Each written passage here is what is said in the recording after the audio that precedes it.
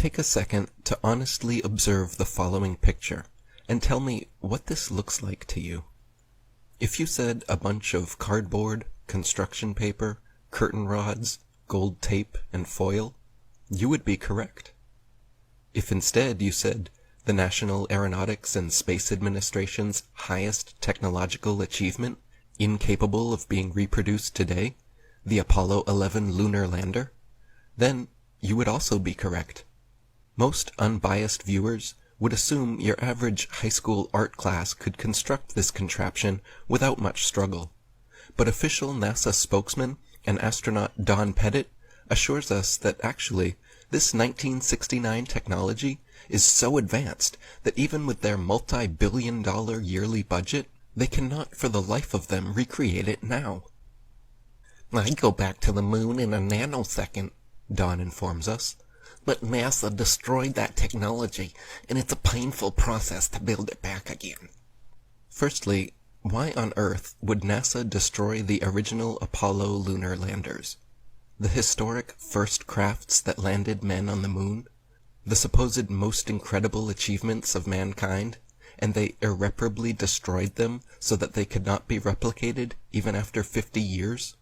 Could it be because they didn't want future generations able to visit museums and see these laughable 1960s attempts at high-tech looking space vehicles?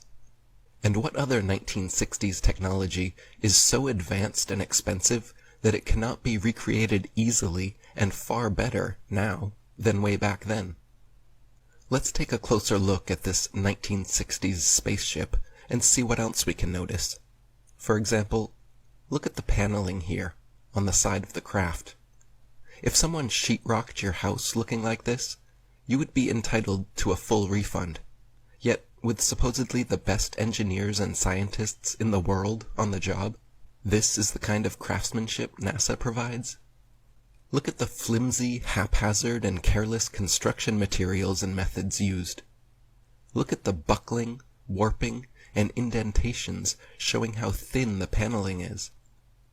What is this thing? A Twinkie? No, I'm sure it's some super important and necessary high-tech device. Here there are press stubs, and here also has press stubs.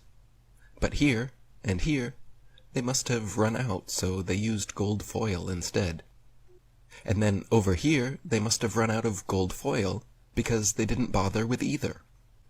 Look over here at the evenly spaced lines of gold foil going down the legs, until you get to this point where there is 3 lines right close together.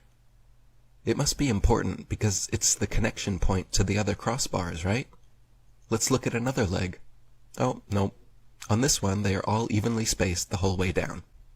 No 3 lines near the crossbar. Apollo 11 mission controller Harold Loden was quoted saying, "The skin on the crew cabin was very thin, and that was all done because of weight saving.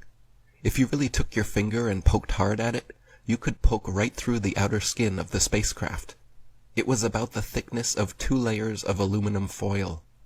Project manager Thomas Kelly concurred, noting that the skin, the aluminum alloy skin of the crew compartment, was about 12/1000ths of an inch thick, equivalent to about 3 layers of Reynolds wrap that you would use in the kitchen.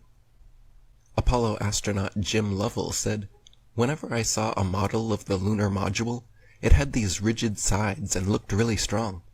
Turns out that external portions of the lunar module are actually made up of mylar and cellophane, and it's put together with Scotch tape and staples.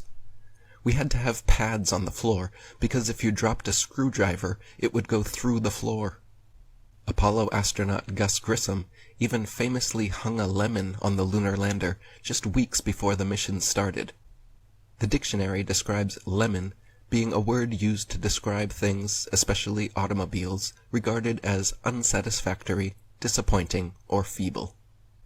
The lunar lander was never even once tested on Earth, landing here from any altitude before supposedly going and successfully landing on the moon.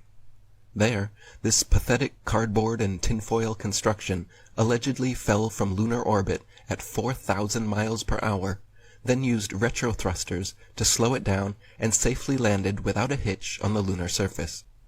When the astronauts did practice in other training vehicles, 3 out of 5 of them crashed, and you can see here how difficult they were to control, even in broad daylight, on Earth, in optimal conditions. The idea that the actual lunar lander was never once tested on Earth, but then made a perfect landing on the moon, is one small step for lying Freemasons, and one giant leap for brainwashed mankind. This is a 7,500-pound thruster. Look how powerful this is, how big, how much dust it kicks up, and the light it creates. The lunar lander's thruster was even bigger, at 10,000 pounds, and somehow didn't kick up any dust, left no blast crater under the craft, and not a grain of sand on the landing pads, as if it was gently placed down by a crane in a studio. Here we see the lunar lander redocking with the command module. This is clearly fake and made with props, models, and footage similar to the Hollywood creations of the day, such as Stanley Kubrick's 2001 Space Odyssey, created in 1968, the year before the first supposed moon landing. Look at the jerky, unrealistic motions and lack of thrusters being used.